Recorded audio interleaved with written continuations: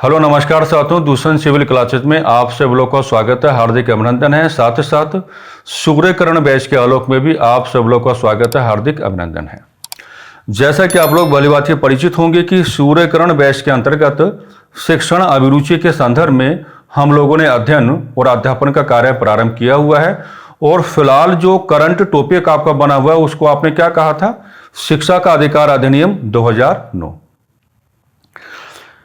देखिए, हम आपको बताना चाहेंगे कि शिक्षा का अधिकार अधिनियम 2009 अपने आप में काफ़ी लेंथी डॉक्यूमेंट है। शिक्षा का अधिकार अधिनियम 2009 का पार्ट 2 आज हम लोग डिस्कस करने जा रहे हैं। देखते हैं कि पार्ट 2 में हम कहाँ तक की कैलकुलेशन करके चलते हैं, और अगर मान लीजिए रिमेनिंग कैलकुलेशंस रह जाएंगी तो शिक्षा का अधिकार अधिनियम जो आपका 2009 है, इसका पार्ट 3 भी क्या है आपके सामने आ सकता है। अभी क्या केवल संभावनाएं हैं। तो शिक्षा के अधिकार अधिनियम 2009 को लेकर के शुरुआती कैलकुलेशन आपकी किस प्रकार की हो जानी चाहिए, इंट्रोडक्शन आपको किस प्रकार से लेकर के चलना होगा, ये सारी बातें पार्ट 1 में क्या है आपके सामने रख दी गई हैं।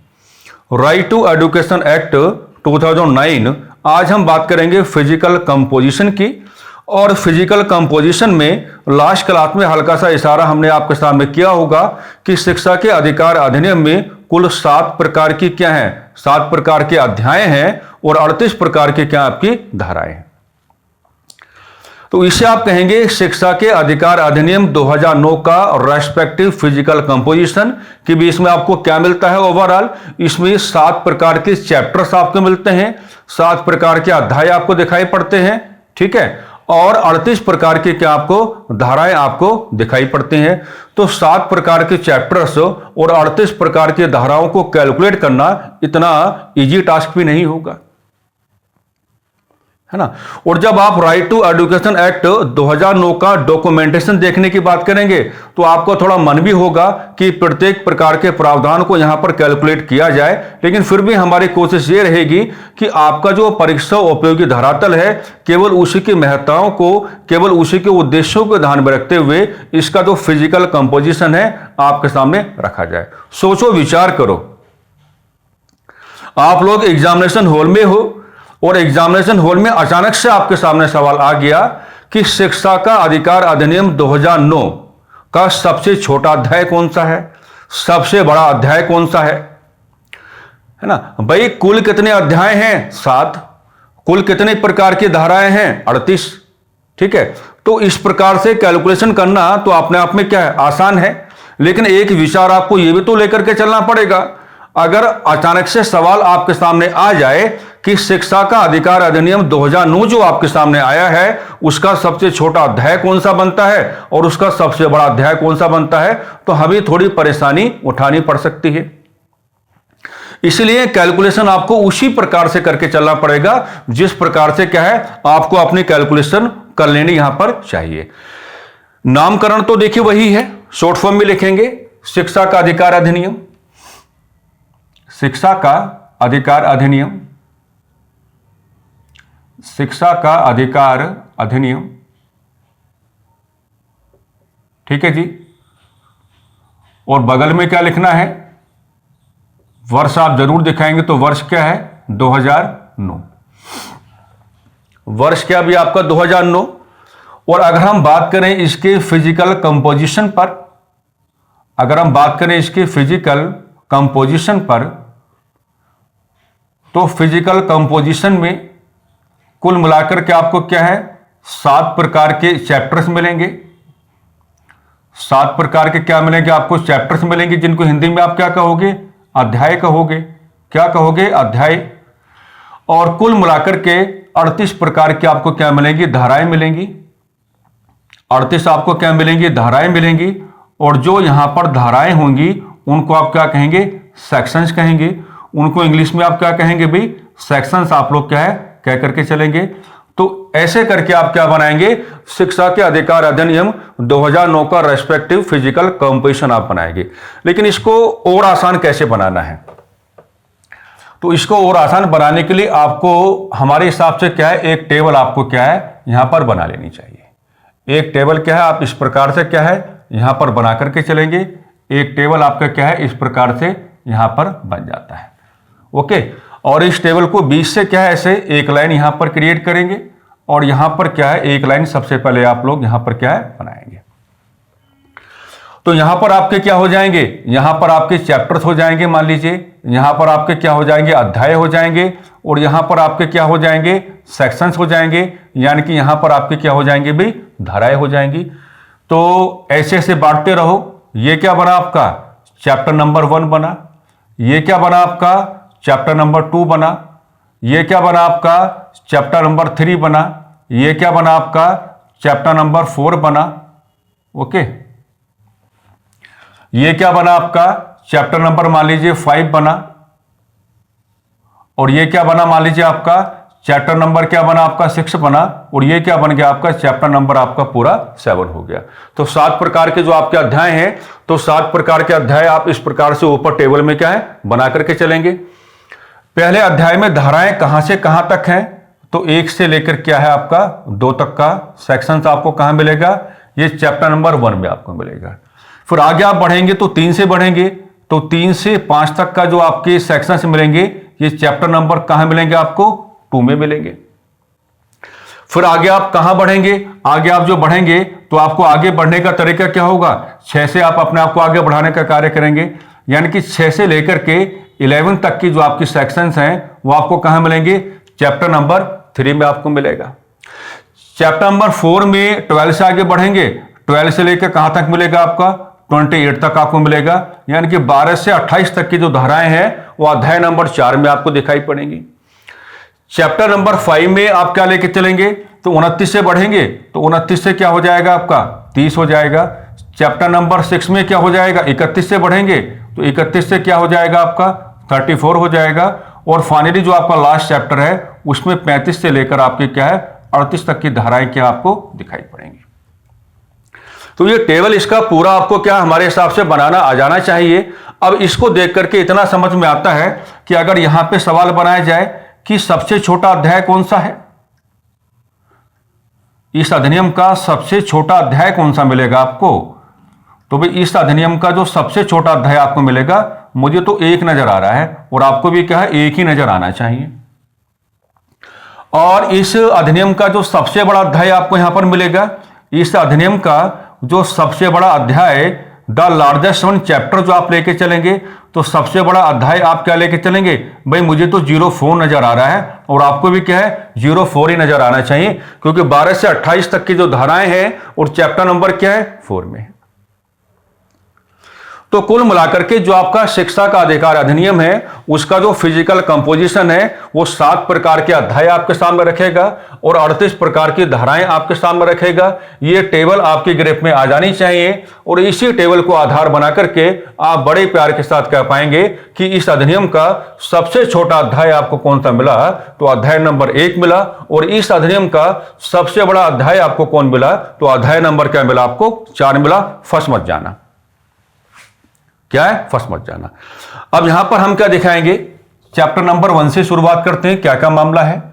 तो मान लीजिए मैंने क्या कहा चैप्टर नंबर 1, चैप्टर नंबर 1 मैंने कहा। अब चैप्टर नंबर 1 जो आपका है उसका आपको क्या दिखाना है, सेक्शन नंबर 1 लेके चलेंगे, सेक्शन नंबर 1 आप लेके चलेंगे, सेक्शन नंबर 1 आप लेके चलेंगे, यानी कि अध्याय नंबर आप क्या लेके चलेंगे 1 आप लेके चलेंगे। और यहां पर क्या कहेंगे कि सेक्शन नंबर 1 में क्या है, नामकरण है, नामकरण पर चर्चा। ऑलरेडी हम आपको बता चुके हैं नामकरण पर क्या है चर्चा है। नामकरण पर चर्चा किस रूप में है, निःशुल्क, निःशुल्क एवं अनिवार्य, निःशुल्क एवं अनिवार्य बाल शिक्षा, बाल शिक्षा, बाल शिक्षा का अधिकार अधिनियम, बाल शिक्षा का अधिकार अधिनियम, बाल शिक्षा का अधिकार अधिनियम, बाल शिक्षा का अधिकार अधिनियम। तो अगर आपका एग्जामिनर आपसे सवाल पूछे कि शिक्षा के अधिकार अधिनियम 2009 है कि कौन सी धारा में, क्या कहा हमने, कौन सी धारा में इसका जो वास्तविक नाम है उस नाम के बारे में क्या है आपको डिस्कशन मिलता है। तो यहां आपका सही आंसर क्या आएगा, सेक्शन नंबर 1 यानी कि धारा नंबर क्या होगा आपका 1 हो जाएगा। साथ ही साथ इसमें एक मजेदार बात हो रही है, सेक्शन नंबर 1 में एक मजेदार बात क्या वो ये है, ये कहा गया है कि मदरसों और मदरसों के साथ किसको जोड़ा गया, वैदिक पाठशालाओं, वैदिक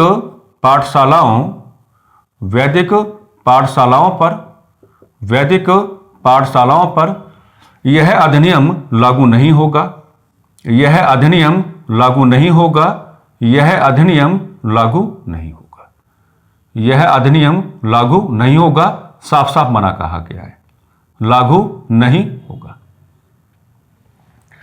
तो एक एक प्रावधान को, एक एक चर्चा को बहुत अच्छे से आपको कैलकुलेट करना होता है, ठीक है। चैप्टर नंबर 1 का जो आपका ये क्या हो गया, धारा नंबर 1 हो गया, इधर हम क्या बना लेंगे, सेक्शन नंबर 2 बना लेंगे, यानी कि धारा नंबर क्या बना लेंगे, 2 बना लेंगे।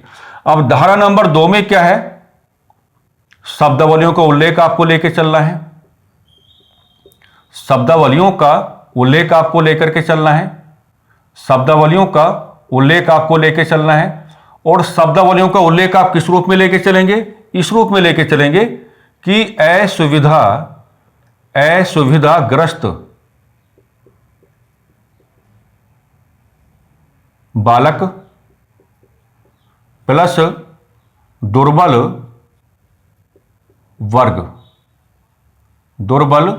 वर्ग। यह मामला अभी पूरा आपके सामने खुलकर सामने नहीं आएगा। एक सच्चाई आपको बताते हैं, कभी इसको ऑब्जर्व करने की कोशिश करना। नामकरण किस रूप में है, निःशुल्क एवं अनिवार्य बाल शिक्षा का अधिकार अधिनियम 2009। तो इसका मतलब ये बिल्कुल नहीं हो जाता है कि 6 से 14 आयु वर्ग के प्रत्येक बच्चे को या प्रत्येक बालक को आप निःशुल्क शिक्षा देने की बात करेंगे। निःशुल्क शिक्षा आप किनको देने की बात करेंगे, हालांकि मामला खुल के आगे एक सेक्शन में आपके सामने आएगा, है ना, आगे आएगा जो आपका चैप्टर नंबर 4 है। और चैप्टर नंबर 4 का जो सेक्शन नंबर आपका 12 है, यानी कि अध्याय नंबर 4 का जो धारा नंबर 12 आपको नजर आएगा, वहां ये मामला खुल के सामने आएगा और भी ज्यादा है। लेकिन यहां पर आप एक बात समझो कि जो शब्दावलियों का उल्लेख शुरुआत में ही करके आपको दिखाया गया है अध्याय नंबर 1 की धारा नंबर 2 में कि असुविधाग्रस्त बालक प्लस क्या आपका दुर्बल वर्ग, है ना। तो इन्हीं के साथ क्या जोड़ेगा, इन्हीं के साथ आपको क्या जोड़ के चलना है, निःशुल्क शिक्षा का प्रावधान, निःशुल्क शिक्षा का प्रावधान, निःशुल्क शिक्षा का प्रावधान, निःशुल्क शिक्षा का प्रावधान, निःशुल्क शिक्षा का प्रावधान। यानी कि जो आप गहरा जुड़ाव करेंगे, तो गहरा जुड़ाव जो आप करके चलेंगे वो इस प्रकार की शब्दावलियों के साथ ही आपको जुड़ाव लेके चलना है, क्योंकि शुरुआत में ही इस प्रकार की शब्दावलियों का प्रयोग किया गया है कि असुविधाग्रस्त बालक और दुर्बल वर्ग, है ना। तो आगे मैंने कहा कि मामला और भी अच्छे से खुल के आपके सामने आएगा, लेकिन इतना समझ लो, है ना, हम कहते तो हैं कि निःशुल्क एवं अनिवार्य बाल शिक्षा का अधिकार अधिनियम, लेकिन इसमें निःशुल्क जैसी शब्दावली जो है ये अपनी महत्ता अलग लेके आती है, और अनिवार्य जैसी जो शब्दावली है ये अपनी महत्ता अलग लेके आती है। अभी थोड़ी देर में क्या है, विंडो अलग से भी क्या आपके सामने ओपन हो जाएगी, यानी कि जो अध्याय नंबर 1 है उसकी दोनों धाराएं जो हैं इस प्रकार का व्यवहार करती हुई नजर आ रही हैं। अब दोनों को आपको ऑब्जर्व करना है कि धारा नंबर 1 में क्या कहा गया है और धारा नंबर क्या है 2 में क्या कहा गया है, धारा नंबर 1 में क्या कहा गया है और धारा नंबर क्या है 2 में क्या कहा गया है। अब देखिएगा, अब आपको बनाना पड़ेगा चैप्टर नंबर 2। क्या बनाएंगे, चैप्टर नंबर 2 आपको बनाना पड़ेगा। अब चैप्टर नंबर 2 जो है इसमें धाराएं कितनी हैं, इसमें टोटल धाराएं कितनी हैं, तो इसमें टोटल धाराएं कितनी हैं भाई, 3 से क्या है 5 के मध्य है, क्या है 3 से 5 के मध्य है। तो यहां पर हम आपको यह समझाने का प्रयास करेंगे कि 3 के बारे में कोई कैलकुलेशन ना करो, कुछ भी आपका नुकसान नहीं होगा। 4 के बारे में कोई कैलकुलेशन ना करो, कुछ भी आपको नुकसान नहीं होगा, कुछ भी आपको नुकसान नहीं होगा। लेकिन जो धारा नंबर 5 है यह आपके काम की चीज है, लेकिन जो आपका धारा नंबर 5 है यह आपकी काम की चीज यहां पर हो जाती है। अब धारा नंबर 5 में क्या कहा गया है, धारा नंबर 5 में कहा गया है कि एक शब्दावली है, एक शब्दावली है और शब्दावली का जिक्र किस रूप में है? स्थानांतरण। स्थानांतरण, इसको क्या कहा जाता है भाई? स्थानांतरण प्रमाण पत्र। स्थानांतरण प्रमाण पत्र, जिसको आप शॉर्ट फॉर्म में क्या कहते हैं? टीसी कहते हैं। क्या कहते हैं? टीसी कहते हैं। नाम सुना होगा आपने टीसी। तो इसमें यह कहा गया है कि स्थानांतरण प्रमाण पत्र ना दिए जाने की स्थिति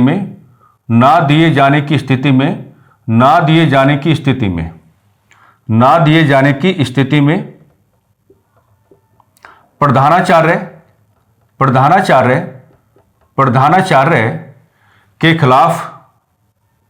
प्रधानाचार्य के खिलाफ अनुशात्मक, क्या कहेंगे?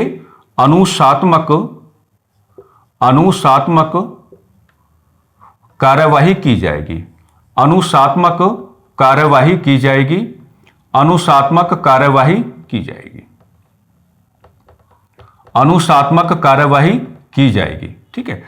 तो यहां पर जो आपका चैप्टर नंबर 2 बन के आता है शिक्षा के अधिकार अधिनियम 2009 के संदर्भ में, तो इसकी जो धाराएं हैं 3 से 5 के बीच में आपको दिखाई पड़ा मामला, लेकिन 3 और 4 को आपको कैलकुलेट नहीं करना है, कोई भी आपका नुकसान नहीं होगा। लेकिन जो आपका सेक्शन नंबर 5 है यहां पर, तो सेक्शन नंबर 5 यानी कि जो धारा नंबर 5 है, उसमें एक मजबूत शब्दावली का जिक्र आपके सामने आता है, और जिस मजबूत शब्दावली का जिक्र आपके सामने आता है उसे आप क्या कहते हैं? स्थानांतरण प्रमाण पत्र कहते हैं। तो इसके बारे में डिस्कशन है कि भाई स्थानांतरण प्रमाण पत्र ना दिए जाने की स्थिति में क्या होगा? प्रधानाचार्य के खिलाफ क्या होगी? कार्यवाही होगी। अब क्या होगा उस पर आप मत जाओ। अगर उस पर जाने की कोशिश करोगे तो साल भर आपका क्या चलता रहेगा? शिक्षा का अधिकार अधिनियम 2009 ही चलता रहेगा, है ना। उस पर आपको नहीं जाना है। आपको दरअसल क्या है? केवल प्रोविजन को कैलकुलेट करना होता है। उसके अंदर की जो वेरी डीप ग्रेविटी है ना, उसको आपको उतना ज्यादा कैलकुलेट करके नहीं चलना है। अब क्या बनेगा भाई आपका? अब बनेगा आपका चैप्टर नंबर 3। आ जाओ, चैप्टर नंबर 3। अब चैप्टर नंबर 3 में जो आपकी धाराएं हैं कहां से कहां तक हैं? धाराएं कहां से कहां तक हैं? यानी कि 6 से लेकर कहां तक है भाई? 11 तक है ना। और मजे की बात क्या है कि सारी की सारी क्या है? अनिवार्य है। आप किसी भी एक भी धारा को यहां पर छोड़ करके नहीं चल पाएंगे। आप किसी भी एक भी धारा को क्या है? यहां पर छोड़ के नहीं चल पाएंगे।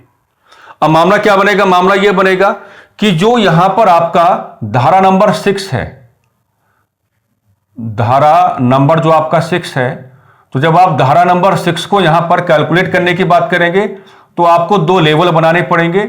एक लेवल क्या बनेगा आपका? प्राथमिक शिक्षा का बनेगा। एक लेवल क्या बनेगा आपका? प्राथमिक शिक्षा का बनेगा। और एक लेवल मेरे प्यारे साथी क्या बना के चलेंगे? उच्च प्राथमिक शिक्षा का बनाएंगे। किसका बनाएंगे? उच्च प्राथमिक शिक्षा का बनाएंगे। उच्च प्राथमिक शिक्षा का बना करके चलेंगे। ठीक है। तो आप जानते हैं कि 1 से लेकर 5 तक की जो आपकी शिक्षा है, यानी कि कक्षा 1 से लेकर 5 तक की जो आपकी शिक्षा है, उसे आप क्या कहते हैं? प्राथमिक शिक्षा कहते हैं। और पूरा अगर कैलकुलेट करोगे तो कक्षा 1 से लेकर ही मान लो 8 तक का जो आपका एजुकेशन होगा उसे आप क्या कहेंगे? उच्च प्राथमिक शिक्षा कहेंगे। क्या कहेंगे? उच्च प्राथमिक शिक्षा कहेंगे। तो इनके बारे में बातें हो रही हैं। इनके बारे में बातें क्या हो रही हैं? इनके बारे में बातें ये हो रही हैं कि 1 किलोमीटर के दायरे में 1 किलोमीटर के दायरे में 1 किलोमीटर के दायरे में प्राथमिक विद्यालय खोले जाएं। प्राथमिक विद्यालय खोले जाएं। प्राथमिक विद्यालय खोले जाएं। प्राथमिक विद्यालय खोले जाएं। 1 किलोमीटर के दायरे में क्या है भाई? प्राथमिक विद्यालय खोले जाए। अब 1 किलोमीटर का दायरा किसका बनेगा? आप समझ जाओ, है ना। हालांकि इसकी जो प्रॉपर कैलकुलेशन है वो शहरी क्षेत्र में उतनी अच्छी नहीं हो पाती है, लेकिन ग्रामीण क्षेत्र के बारे में तो आप कहेंगे कि अगर आप किसी भी विलेज को कैलकुलेट करने की बात करेंगे, है ना, तो विलेज को आप सेंट्रलाइज करते हुए कहेंगे कि गांव के 1 किलोमीटर के दायरे में क्या है, आप प्राथमिक जो आपके विद्यालय हैं आप उनको क्या है ओपन करने की बात कर रहे हैं। क्योंकि सरकारी शिक्षा को लेकर के प्राथमिक शिक्षा के शहरों में क्या हाल है और गांवों में क्या हाल है वो तो खैर हम सब लोग भली बात जानते हैं, लेकिन यहां हमको क्या है दरअसल प्रावधानों को कैलकुलेट करके चलना है। तो 1 किलोमीटर के दायरे में क्या है प्राथमिक विद्यालय खोले जाएं और जो आपके उच्च प्राथमिक शिक्षा से संबंधित विद्यालय होंगे उनके बारे में क्या कहा गया कि 2 किलोमीटर के दायरे में 2 किलोमीटर के दायरे में 2 किलोमीटर के दायरे में 2 किलोमीटर के दायरे में उच्च प्राथमिक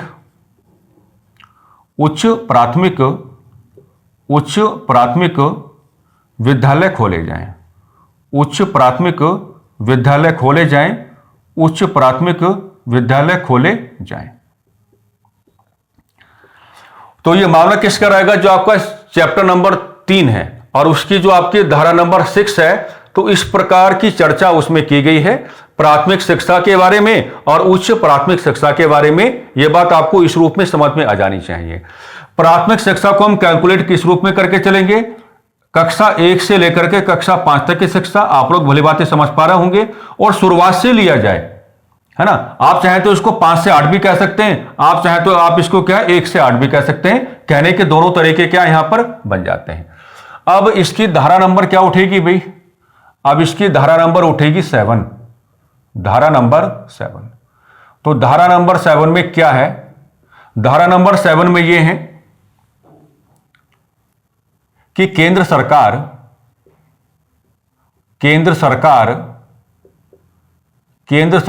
शिक्षकों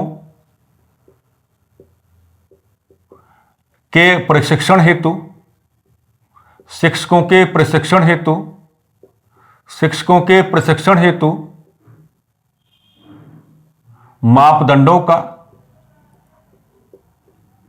निर्धारण करेगी, मापदंडों का निर्धारण करेगी, मापदंडों का निर्धारण करेगी, मापदंडों का निर्धारण करेगी। इसको आपको क्या इस रूप में लेके चलना है। अब आगे आपका क्या उठेगा, आगे आपका उठेगा धारा नंबर 8। आगे आपका क्या उठेगा, धारा नंबर 8 आपका आगे उठेगा। अब धारा नंबर 8 में आपको परेशानी हो सकती है, धारा नंबर 8 में आपको परेशानी हो सकती है। इसमें क्या है, इसमें है समुचित सरकार। क्या कहा जाता है, समुचित सरकार, समुचित सरकार जैसी शब्दावली का उल्लेख, जैसी शब्दावली का उल्लेख, जैसी शब्दावली का उल्लेख है। अब अगर आप इसको समझ नहीं पाएंगे तो थोड़ा मामला यहां पे क्या है आपका नकारात्मक बन सकता है। असल में समुचित सरकार जैसी शब्दावली का उल्लेख जो है किसके बारे में है, वो प्राथमिक शिक्षा के संदर्भ में है। प्राथमिक शिक्षा के संदर्भ में आप लेके चलेंगे, प्राथमिक शिक्षा के संदर्भ में हो जाएगा भाई, प्राथमिक शिक्षा के संदर्भ में हो जाएगा। और यहां पर समुचित सरकार का मतलब क्या होगा, तो यहां पर समुचित सरकार का मतलब यह होगा कि भाई विद्यालय का भवन, विद्यालय का भवन, विद्यालय का भवन, और क्या हो जाएगा, अध्यापक हो जाएंगे, और क्या हो जाएगा, अध्यापक हो जाएंगे, और क्या हो जाएगा, और क्या हो जाएगा, है ना, शिक्षण, या इसको ऐसे ले लेते हैं अध्ययन सामग्री हो जाएगा। क्या हो जाएगा, अध्ययन सामग्री हो जाएगा, अध्ययन सामग्री आपका हो जाएगा। तो एक बार रिकॉल कर लेते हैं अभी तक का डिस्कशन, यानी कि जो आपका चैप्टर नंबर 3 है उसमें धाराएं जो आपके सामने हैं। तो 6 में प्राथमिक शिक्षा और उच्च प्राथमिक शिक्षा के संदर्भ में जो विद्यालय आप ओपन करेंगे, है ना, उनके क्षेत्र आपको बताए गए हैं। प्राथमिक शिक्षा से संबंधित जो विद्यालय आप ओपन करेंगे 1 किलोमीटर के दायरे में होनी चाहिए, और उच्च प्राथमिक शिक्षा के संदर्भ में जो विद्यालय आप ओपन करेंगे वो क्या है, 2 किलोमीटर के दायरे में होनी चाहिए। धारा नंबर 7 में क्या है, केंद्र सरकार शिक्षकों के प्रशिक्षण हेतु मापदंड तैयार करेगी। आप कैसे तैयार करेगी वहां आपको नहीं जाना, बात खत्म है। आपको यहां पर क्या है, प्रावधान लेकर के चलना है। धारा नंबर 8 में क्या है, समुचित सरकार जैसी शब्दावली का उल्लेख है, और यहां पर समुचित सरकार जैसी शब्दावली का संबंध आप किसके साथ लेके चलेंगे, प्राथमिक शिक्षा के साथ आप लेके चलेंगे। और इसका मतलब यह हो जाएगा कि यहां पर समुचित सरकार में क्या क्या शामिल होगा, विद्यालय का बिल्डिंग स्ट्रक्चर आपका शामिल हो जाता है, अध्यापक आपके शामिल हो जाते हैं, अध्ययन सामग्री आपकी शामिल हो जाती है। तो धारा नंबर 8 यह बताएगा कि बिल्डिंग स्ट्रक्चर आप क्या है, बिल्कुल व्यवस्थित बना करके देंगे, किनको, विद्यार्थियों को भी और किनको, जो आपके टीचर्स हैं उनको भी। साथ ही साथ अध्यापकों का यह दायित्व होगा कि वो अनुशासित तौर पर रहें और अपने विद्यार्थियों को क्या है, अनुशासित करते हुए क्या है, पढ़ाने का कार्य करें। और एक उचित अध्ययन सामग्री भी क्या है, आपको विद्यार्थियों को देकर के चलनी पड़ेगी। तो धारा नंबर 6 और धारा नंबर 7 और धारा नंबर जो आपका 8 है, उसका डिस्कशन क्या है आपका इस प्रकार से क्या है, आपके सामने क्या है, आ जाता है। अभी जो आपका चैप्टर नंबर 3 है, इसी को हम लोग क्या है, फर्दर कैलकुलेट करने की बात करेंगे, क्योंकि मैंने आपको अभी भी बताया कि इसकी जो सारी की सारी धाराएं हैं वो परीक्षा उपयोगी हैं। कहीं से भी कोई भी सवाल क्या है आपसे पुटअप किया जा सकता है। डन, 8 तक हम लोग आ गए हैं। अब हम कहां जाएंगे, धारा नंबर 9 में जाएंगे। अब हम कहां जाएंगे, धारा नंबर 9 में जाएंगे। धारा नंबर कहां जाएंगे भाई, 9 में हम लोग जाने की बात करेंगे। अब धारा नंबर 9 में आपको क्या मिलेगा, धारा नंबर 9 में आपको यह मिलेगा कि स्थानीय शिक्षण अधिकारियों के कर्तव्यों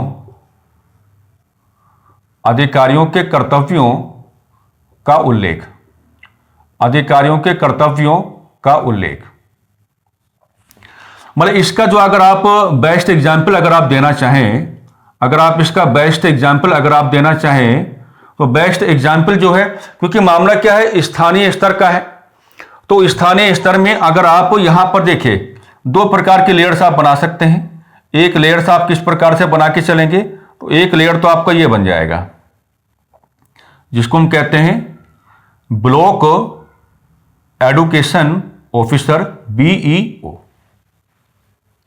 और ये क्या मिलेगा, ये मिलेगा आपको ब्लॉक लेवल पर मिलेगा। ये कहां मिलेगा आपको, ब्लॉक लेवल पर आपको दिखाई पड़ेगा। ये कहां मिलेगा आपको, ब्लॉक लेवल पर आपको दिखाई पड़ेगा, ब्लॉक लेवल पर आपको दिखाई पड़ेगा, है ना। और एक पद प्रॉपर पीसेस का पद होता है, उसको हम कहते हैं DIOS। क्या कहते हैं, DIOS कहते हैं। ये आपको कहां मिलेगा, डिस्ट्रिक्ट लेवल पर आपको दिखाई पड़ेगा। यह आपको कहां दिखाई पड़ेगा, डिस्ट्रिक्ट लेवल पर आपको दिखाई पड़ेगा। तो कुछ इस प्रकार के उदाहरण आप लोग यहां जोड़ करके दिखा भी सकते हैं कि स्थानीय शिक्षण अधिकारियों के कर्तव्य का उल्लेख, हालांकि नजदीकी, सबसे जो नजदीकी वाला मामला बनेगा वो किसका बनेगा, ब्लॉक एडुकेशन ऑफिसर का आपका बन जाएगा। ठीक है, तो धारा नंबर 9 में आपका क्या ये लिखा हुआ है। और धारा नंबर 10 में क्या है भाई, तो धारा नंबर 10 में आपके सामने क्या आता है, तो धारा नंबर 10 में क्या आएगा, माता पिता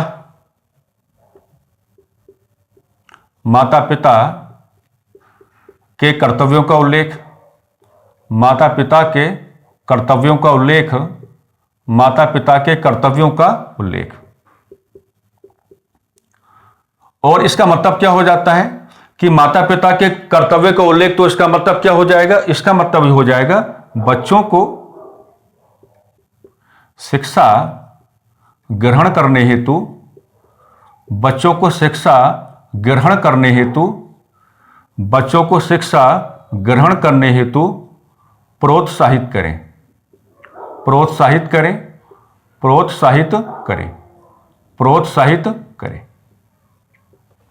यह मामला क्या हो जाएगा। अब इसका जो अगला डिस्कशन होगा क्या होगा, धारा नंबर क्या हो जाएगा आपका 11 हो जाएगा। धारा नंबर क्या हो जाएगा आपका 11 आपका हो जाएगा। धारा नंबर क्या हो जाएगा आपका 11 आपका हो जाएगा। 11 में यह बताया गया है कि बालकों को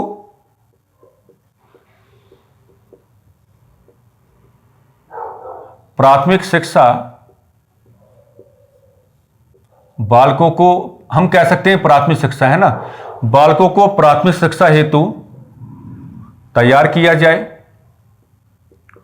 तैयार किया जाए, तैयार किया जाए बालकों को प्राथमिक शिक्षा हेतु क्या है वे तैयार किया जाए। अच्छा, इसमें जो बालक आपके विद्यार्थी रहेंगे, इसमें जो बालक क्या रहेंगे, विद्यार्थी रहेंगे, उनके बारे में आपको क्या है, आयु वर्ग भी दिखानी पड़ेगी, आयु वर्ग भी आपको दिखानी पड़ेगी। तो आयु वर्ग आपका क्या बन जाएगा, 3 से 6 बन जाएगा। क्या बन जाएगा, 3 से 6 बन जाएगा।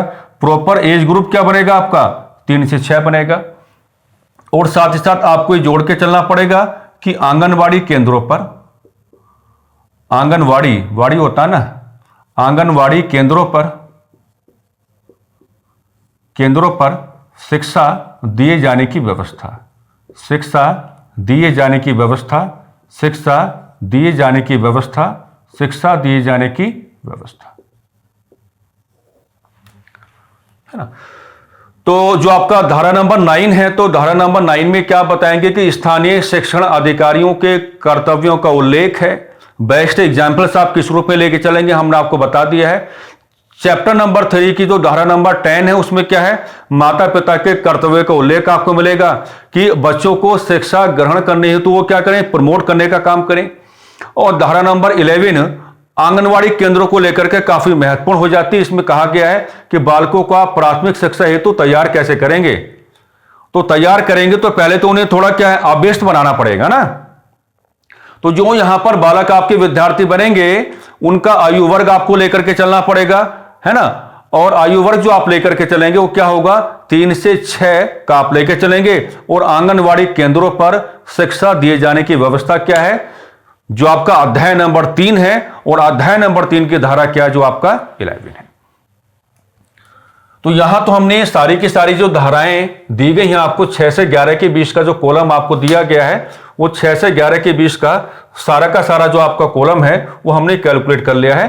क्योंकि सारी की सारी बातें क्या है, बिल्कुल परीक्षा उपयोगी है, महत्वपूर्ण है। तो ये तमाम प्रकार की जो बातें हैं, ये तमाम प्रकार की बातें आपकी ग्रिप में आ जानी चाहिए।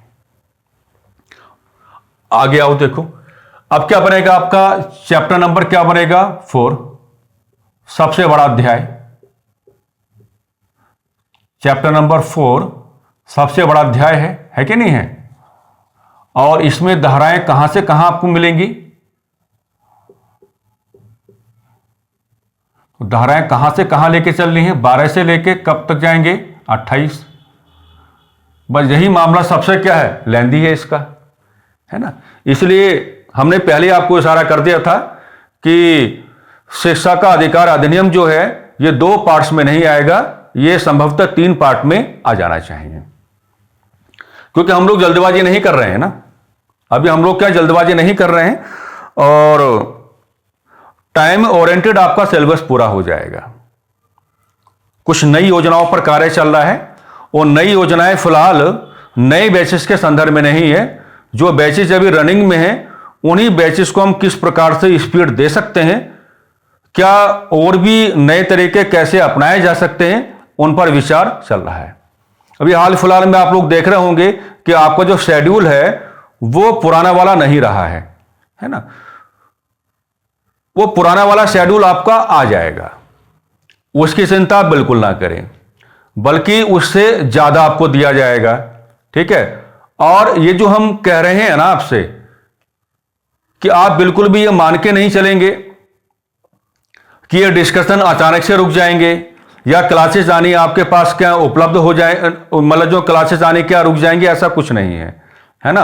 आपने हमारे ऊपर भरोसा व्यक्त किया है, तो पूरा सिलेबस आपका जैसे वाइंड अप होना चाहिए उसी प्रकार से क्या होगा, वाइंड अप होगा, चाहे एक दिन में कक्षाएं कितने भी आपको क्यों ना देनी पड़े।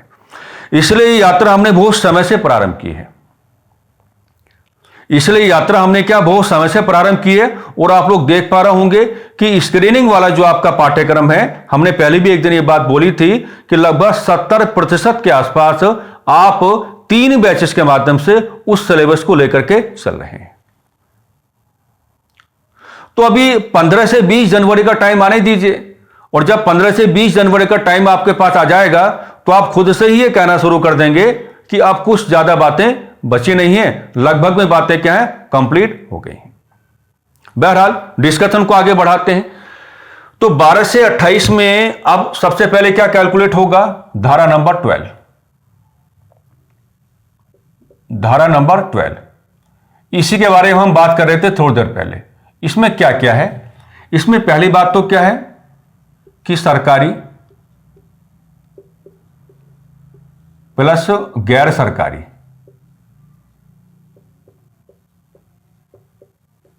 विद्यालय आपको लेके चलने हैं।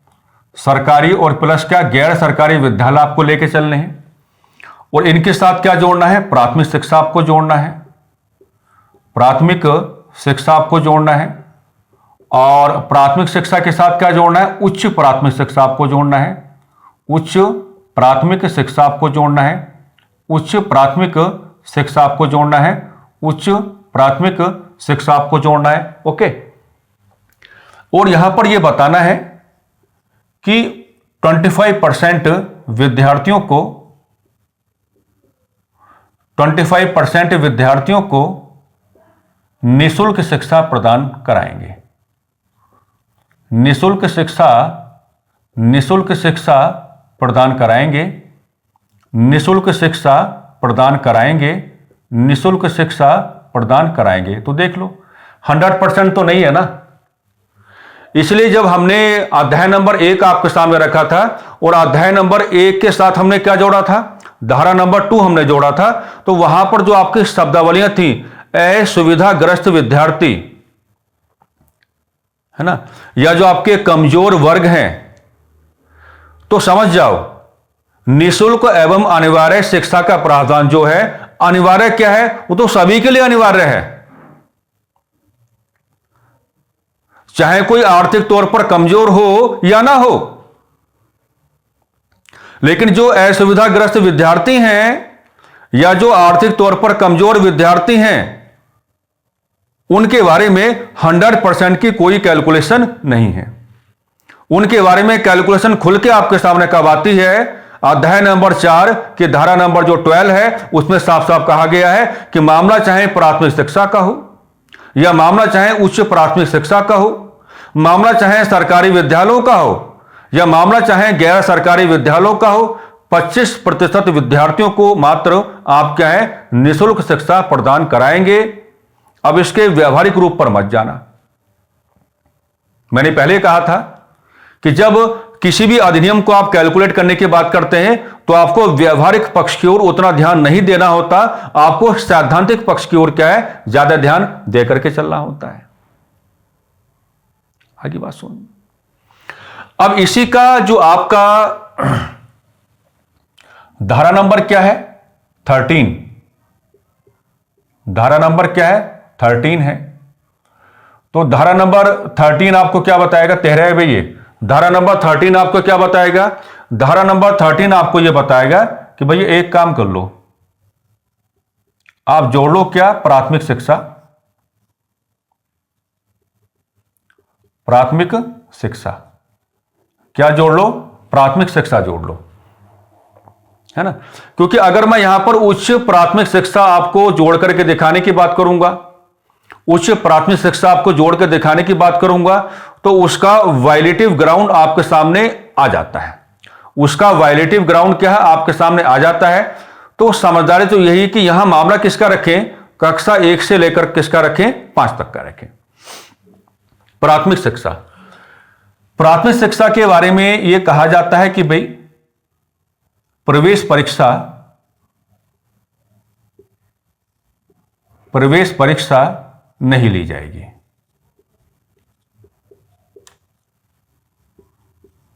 प्रवेश परीक्षा नहीं ली जाएगी। प्रवेश परीक्षा नहीं ली जाएगी।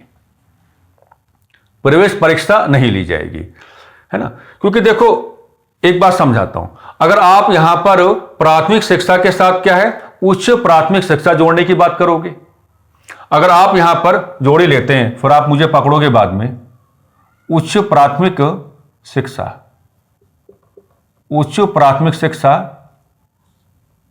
को भी अगर आप जोड़ने की बात करेंगे तो फिर यहां पर आपको क्या कहना पड़ जाएगा? यहां पर आपको फिर सरकारी विद्यालय ही कहना पड़ेगा। यहां पर आपको फिर क्या कहना पड़ेगा? आपको सरकारी विद्यालय ही कहना पड़ेगा, है ना। क्योंकि गैर सरकारी विद्यालय तो अपनी मनमानी करने से मानते नहीं है ना, उनके तो आजकल बहुत बड़े बड़े नखरे हो गए हैं। तो आप ऐसा व्यवहार कर सकते हैं कि प्राथमिक शिक्षा को भी अगर आप जोड़ के चलेंगे और उच्च प्राथमिक शिक्षा दोनों को साथ लेके चलेंगे तो बगल में फिर आपको यहां पर क्या लिखना पड़ जाएगा, बगल में फिर यहां पे आपको क्या है, केवल सरकारी विद्यालय ही लेकर के चलना पड़ेगा। अब ठीक हो जाएगा, प्रवेश परीक्षा नहीं ली जाएगी। उल्लंघन होने की स्थिति में, उल्लंघन होने की स्थिति में, उल्लंघन होने की स्थिति में, उल्लंघन होने की स्थिति में, अब उल्लंघन होने की स्थिति क्या है, तीन प्रकार की स्थितियां हैं कि उल्लंघन होने की जो आपकी पहली कंडीशन है, आपको भैया 25,000 का जुर्माना देना पड़ेगा। 25,000 रुपए का जुर्माना आपको देना पड़ेगा। जुर्माना कौन देगा, हम और आप थोड़ी ना देंगे, विद्यालय देगा। अगर आपने दोबारा इसका उल्लंघन किया, आप माने नहीं, दोबारा फिर आपने उल्लंघन किया, तो आपको क्या है 50,000 रुपए, 50,000 रुपए का आपको क्या है यहां पर जुर्माना देना पड़ जाएगा। 50,000 रुपए का क्या यहां पर आपको जुर्माना देना पड़ जाएगा। कुछ लोग नहीं मानते हैं, अगर आपने अगेन फिर इसका उल्लंघन किया तो ये क्या बनेगी, यहां पर आपकी थर्ड कंडीशन बनेगी, और अगर ऐसा होता है तो मान्यता ही रद्द हो जाएगी। तो मान्यता ही रद्द हो जाएगी, मान्यता ही रद्द हो जाएगी, मान्यता ही रद्द हो जाएगी, मान्यता ही रद्द हो जाएगी। तो आप ऐसा व्यवहार कर सकते हैं कि जो आपका धारा नंबर 12 है, तो धारा नंबर 12 के बिहाफ पे आप क्या कहेंगे, सरकारी हो चाहे गैर सरकारी हो, दोनों को कंबाइन करके चलेंगे। प्राथमिक शिक्षा और उच्च प्राथमिक शिक्षा के संदर्भ में 25% विद्यार्थियों को क्या है, आप निःशुल्क शिक्षा देने का कार्य करेंगे। लेकिन जो आपका धारा नंबर 13 है, उसमें सावधानी आपको कैसे लेके चलनी हम आपको बता दिया है, क्योंकि जो आपके प्राइवेट स्कूल है ना, उनको आप बहुत ज्यादा कंट्रोल में लेकर के नहीं आ सकते हो। जो आपके प्राइवेट स्कूल हैं, तो जो आपके प्राइवेट स्कूल बनेंगे उनको क्या है, उनको आप बहुत ज्यादा क्या है, आप कंट्रोल में लेकर के नहीं आ सकते हो, वो अपनी मनमाना व्यवहार करते ही हैं।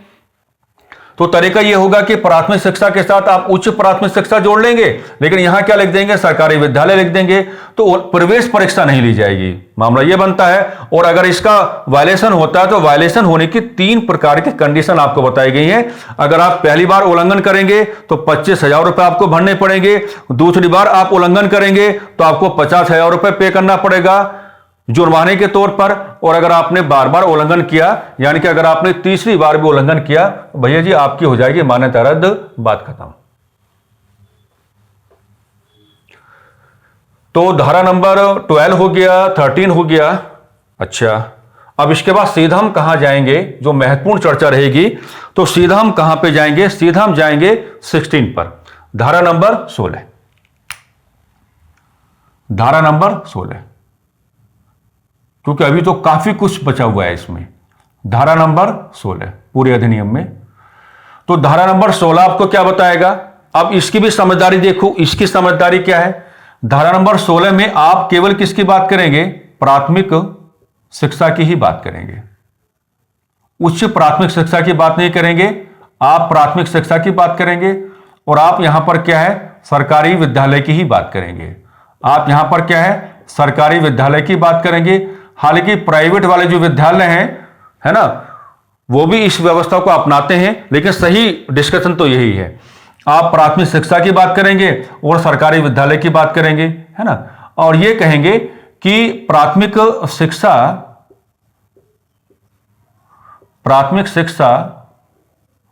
पूर्ण होने तक, प्राथमिक शिक्षा पूर्ण होने तक विद्यार्थी को फेल नहीं किया जाएगा, फेल नहीं किया जाएगा, नहीं किया जाएगा। अब इस पर हम कोई विश्लेषण आपको नहीं देना चाहेंगे, है ना, आप हमारे भावों को समझ गए होंगे। प्राथमिक शिक्षा का मामला आप लेके चलेंगे, सरकारी विद्यालय आप जोड़ के चलेंगे, और प्राथमिक शिक्षा पूर्ण होने तक विद्यार्थी को ना तो आप विद्यालय से बाहर निकालेंगे और ना ही उसे क्या करेंगे, फेल करेंगे। इसका जो आपका रहेगा धारा नंबर 17, धारा नंबर जो रहेगा आपका 17, तो धारा नंबर 17 आपको क्या बताएगा भाई? तो यहां पर धारा नंबर 17 आपको क्या बताएगा? धारा नंबर 17 आपको यह बताएगा कि 16-17, ठीक है, मामला यही जोड़ लेते हैं, कोई दिक्कत नहीं है। चलो दोनों को जोड़ लेते हैं। प्राथमिक शिक्षा और प्लस में क्या आपका उच्च प्राथमिक शिक्षा, उच्च प्राथमिक शिक्षा, है ना। विद्यार्थियों को, है ना, ज्यादा झुकाव बार बार क्या सरकारी विद्यालय को लेके चलेंगे। विद्यार्थियों को शारीरिक एवं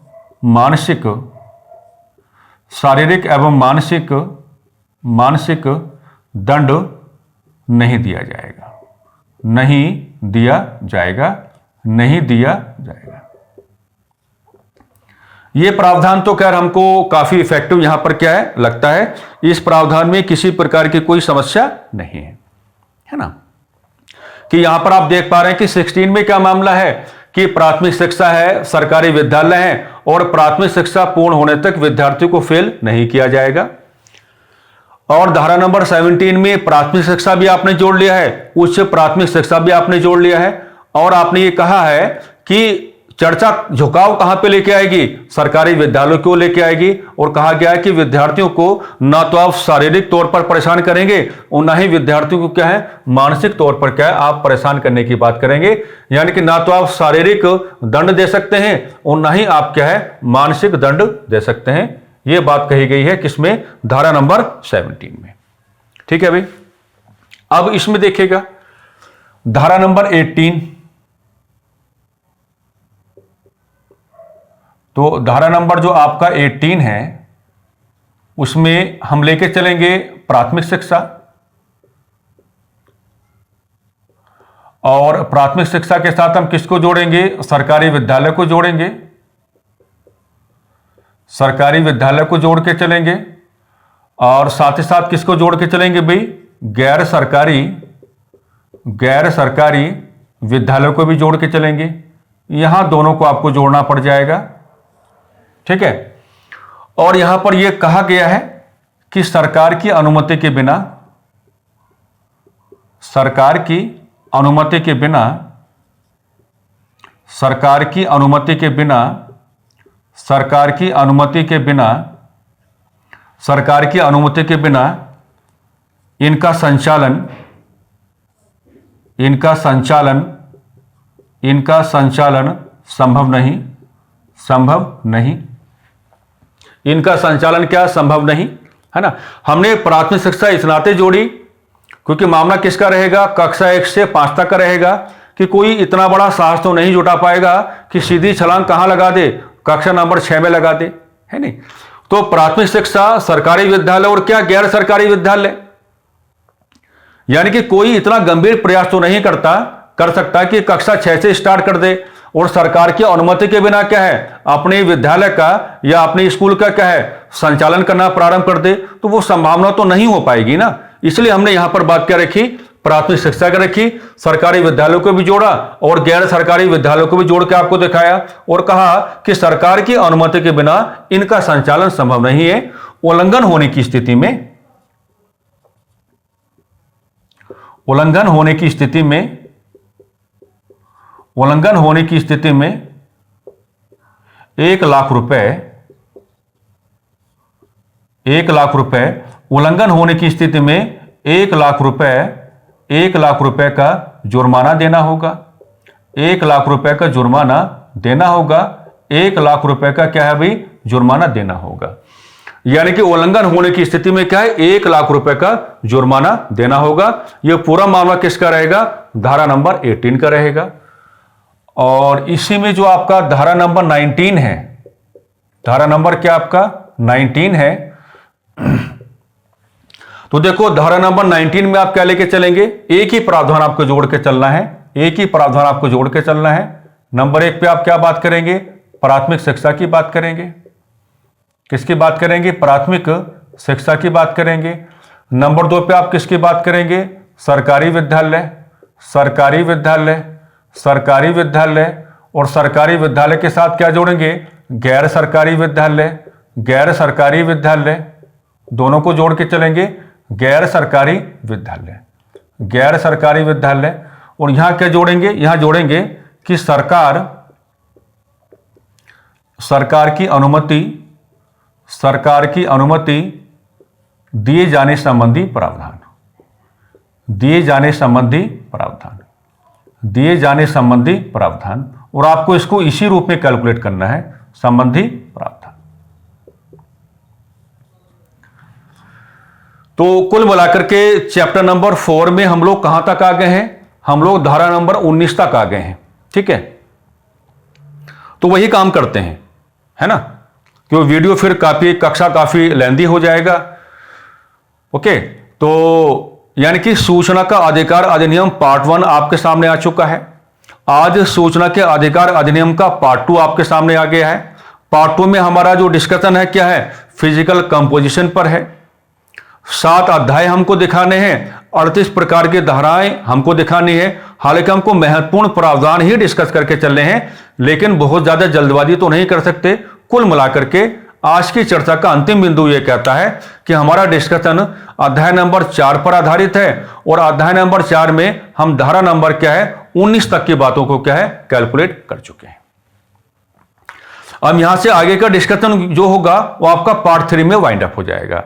यानी कि सूचना के अधिकार अधिनियम को हम 3 प्रकार की कक्षाओं के माध्यम से पूरा वाइंड अप करके चल रहे हैं, और हमारी पूरी कोशिश है यहां पर कि आपका परीक्षा उपयोगी जो धरातल है वो सकारात्मक बन जाए। परीक्षाओं में आपको सवालों को पहचानने में या सवालों को अटेम्प्ट किए जाने के संदर्भ में परेशानियों का या असुविधाओं का सामना ना करना पड़े। कुल मिलाकर के इन्हीं सकारात्मक शब्दावलियों के आलोक में हम आज की चर्चा को थोड़ा विराम देना चाहेंगे। नमस्कार, धन्यवाद।